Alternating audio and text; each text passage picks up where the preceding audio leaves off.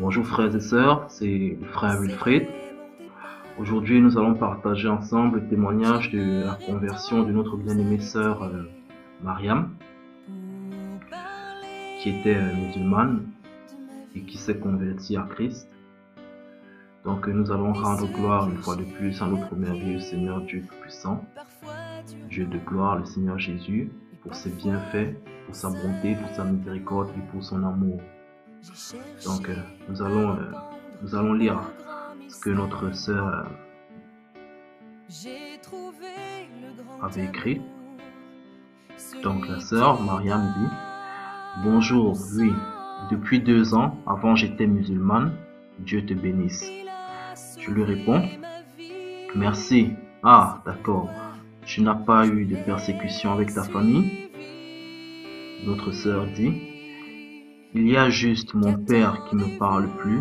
Ma mère, elle était catholique. Elle s'est convertie ensuite à l'islam, mais elle me parle encore, tout comme ma sœur, qui ne comprend pas, mais qui me parle quand même. Sinon, j'ai des amis musulmans qui essayent de me faire revenir à l'islam et disent que je suis dans la mauvaise voie. On a beaucoup de débats ensemble et souvent ça éclate. Donc je dis à notre sœur: ah, d'accord.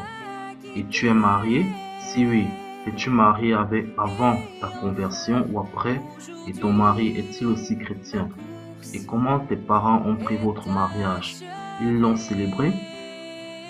Donc la sœur dit: je me suis mariée avant ma conversion et mon mari n'est pas chrétien. Je prie le Seigneur qu'il se convertisse un jour. Par contre, je donne une éducation à mes enfants chrétiennes.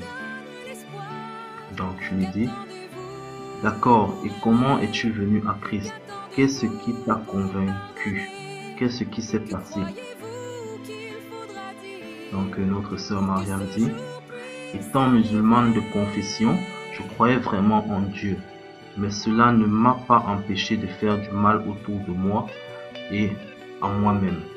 Déjà dans mon foyer, ça n'allait plus. J'étais séparé de mon mari car j'ai appris qu'en 14 ans de mariage, il m'avait trompé pendant 12 ans.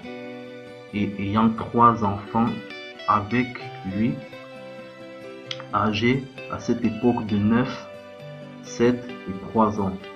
J'apprends qu'il avait eu 2 filles avec une autre. Je suis parti avec mes enfants, mais en étant très mal et une haine en moi, car beaucoup de proches le savaient. Mais bon, mais non, rien dit. Ce qu'elle voulait écrire certainement.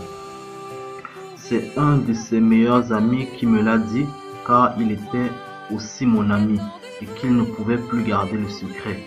De là, je suis parti donc pendant 3 ans et demi.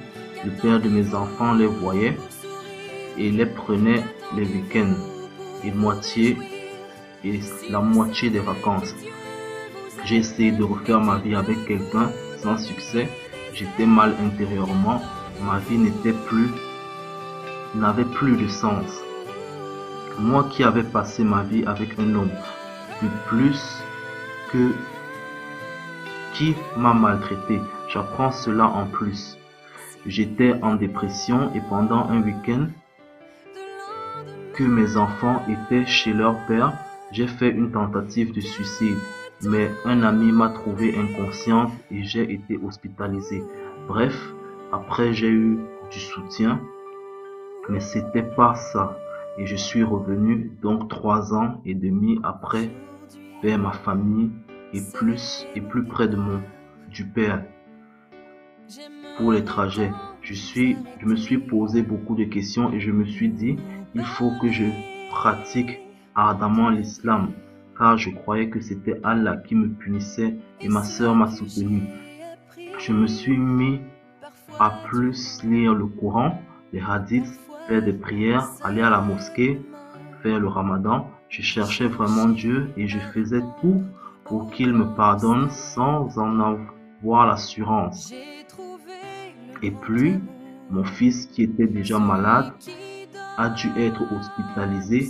Il avait fait une occlusion intestinale et il a eu plusieurs jours de lavement et un pasteur que je connaissais, car c'était le frère de ma belle-mère, est venu me parler que mon fils pouvait être guéri et il m'a parlé de Jésus. Il a prié pour lui et mon fils a été tout de suite mieux. Il m'avait invité à venir à l'église et c'est vrai que j'étais curieuse de voir. Je suis allée et là j'ai écouté le prêche, les louanges et j'ai été prise d'une émotion. C'était indescriptible. Donc pendant un temps, j'allais à ces réunions en cachette de ma famille, j'écoutais et je continuais à aller à la mosquée de l'autre côté en écoutant les prêches et comment il parlait de Jésus, de son amour. Ça m'attirait, mais d'un autre côté, je me disais non.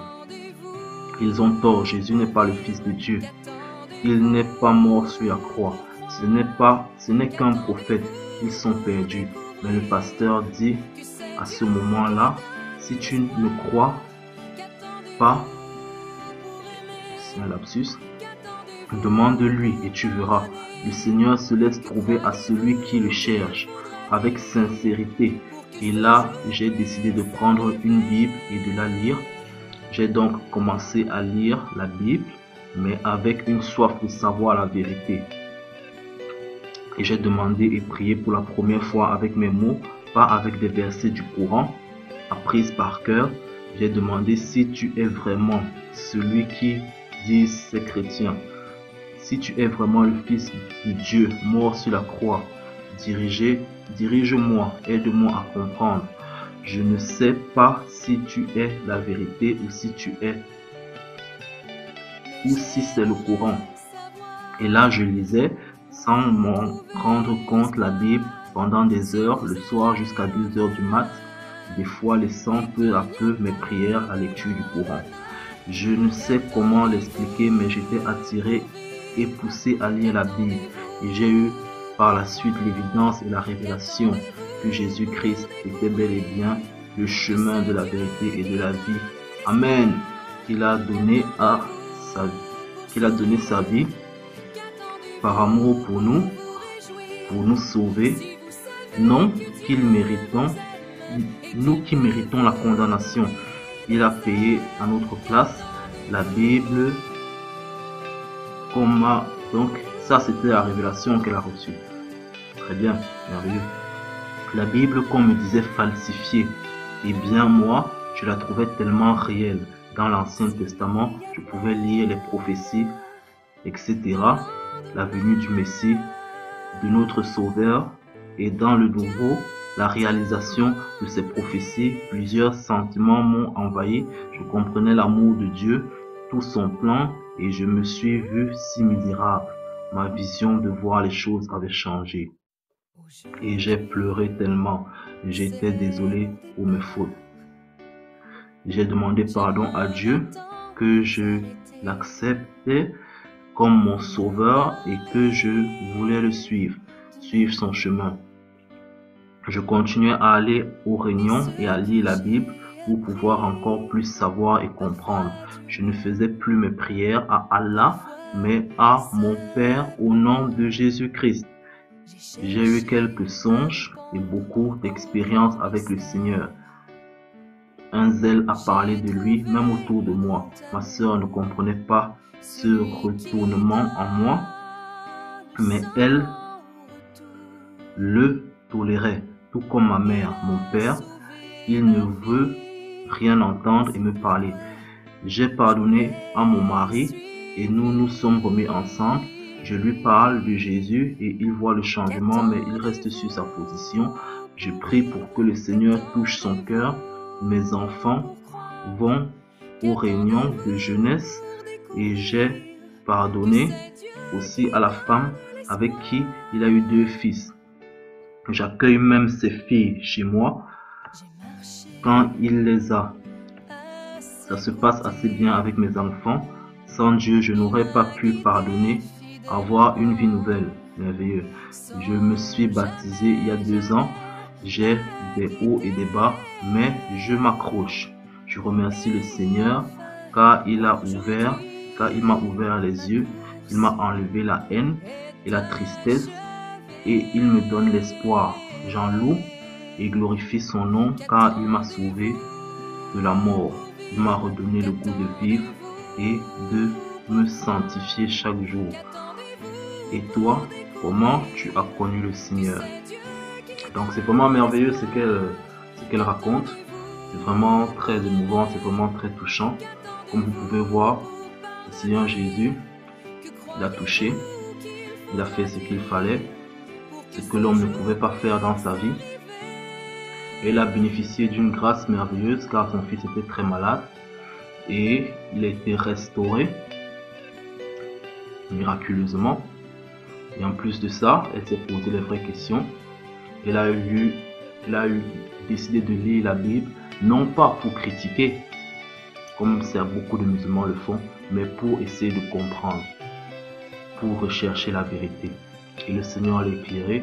Et en plus de ça, le Seigneur a agi puissamment par des révélations et des songes qui ont conforté sa foi. Nous rendons grâce à Dieu, c'est vraiment magnifique.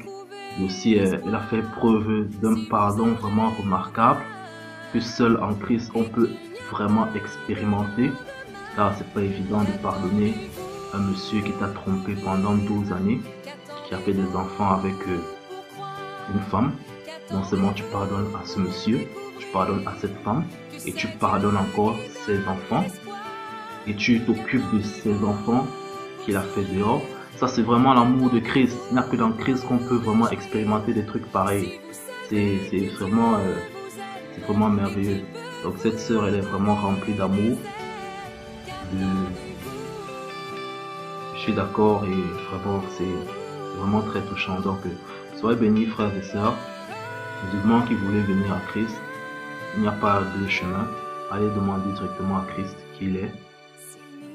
Demandez-lui, tout simplement, il est vivant.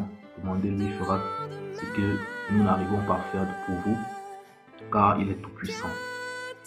Soyez bénis frères et sœurs. Ciao.